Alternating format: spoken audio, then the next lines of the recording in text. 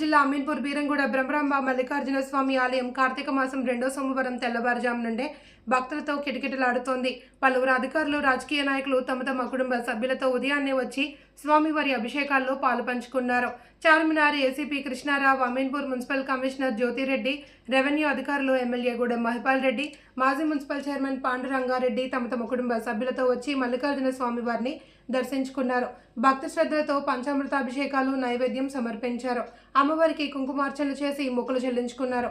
ఆలయ ప్రధాన అర్చకులు ప్రహ్లాద, సంగమేశ్వర్, రవి, పంతుల్లా వేద మంత్రోచ్చారుల మధ్య ఆలయ కమిటీ చైర్మన్ సుధాకర్ యాదవ్, సభ్యులు మహిపాల్ రెడ్డి, చంద్రశేఖర్ ఘనంగా సన్మానించారు.